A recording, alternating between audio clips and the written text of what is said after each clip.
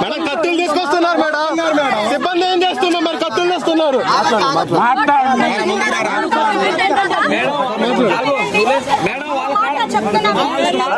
ఈ పరిస్థితి చూడండి. కత్తులు తీసుకొస్తున్నారు మేడం. సిబ్బంది ఏం చేస్తున్నారు? మాకు రక్షణ లేదు.